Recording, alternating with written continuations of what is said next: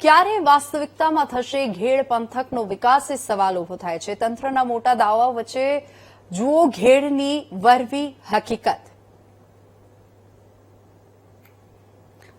તો જૂનાગઢનો ઘેડ પંથક જે દર વર્ષે ચોમાસામાં ચર્ચામાં આવે છે, જેનું કારણ છે જળબંબાકારની સમસ્યા. ચોમાસું આવે એટલે ઘેડવાસીઓને સમસ્યા વધી જતી હોય છે, કારણ કે વિસાવદર અને જૂનાગઢમાં વરસાદ પડતા જ નદી નાળાઓનું પાણી ઘેડમાં ફરી વળે છે.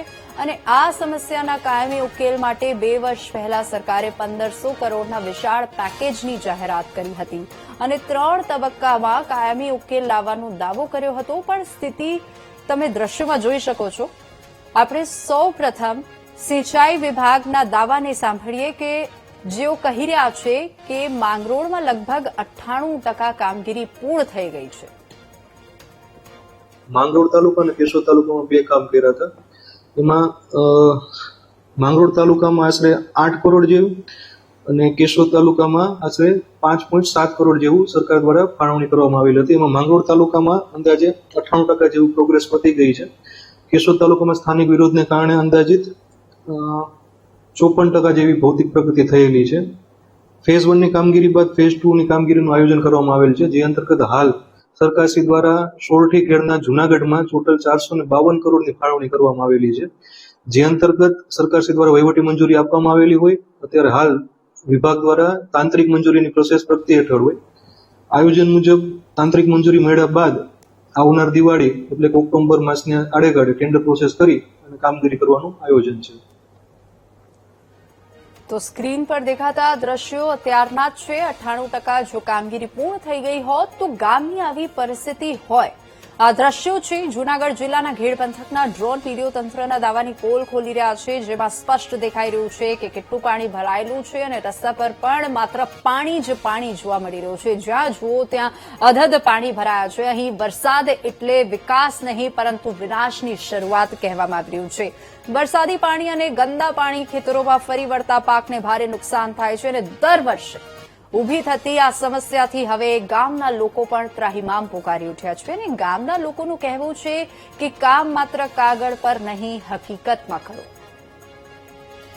પેકેજની જાહેરાત કરવામાં આવી પણ હજી સુધી જમીન ઉપર કાંઈ કામગીરી કરવામાં આવી નથી. ગયા વર્ષે એવું કહેવામાં આવ્યું કે 3 તબક્કામાં કામ કરવામાં આવશે અને પહેલા તબક્કા માટે 139 કરોડ રૂપિયા સરકારે ફાળવ્યા અને જેમાં નદી નાળાઓની સાફ સફાઈ કરવાની હતી, જે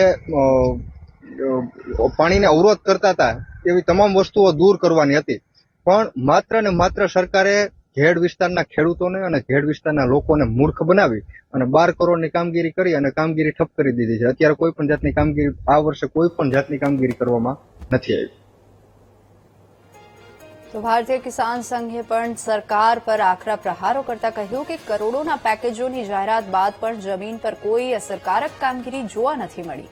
અને આ તરફ સિંચાઈ વિભાગનો દાવો છે કે તબક્કાવાર કામગીરી હાથ ધરવામાં આવી છે. માંગરોળમાં લગભગ 98% કામગીરી પૂર્ણ થઈ ગઈ છે, જ્યારે કેશોદમાં સ્થાનિકોના વિરોધને કારણે માત્ર 54% કામગીરી પૂર્ણ થઈ છે. હવે બીજા તબક્કા હેઠળ સોરઠી ઘેડ માટે 452 કરોડની યોજના અમલમાં મૂકવાની તૈયારી ચાલી રહી છે. અને હવે તંત્ર ખરેખર કામગીરી કરી રહ્યું છે કે પછી દેખાડો, એ તો ખબર નહીં, પરંતુ હેરાન પરેશાન માત્ર ગ્રામજનો થઈ રહ્યા છે અને ખરેખર યોગ્ય કામગીરીની માંગ કરી રહ્યા છે.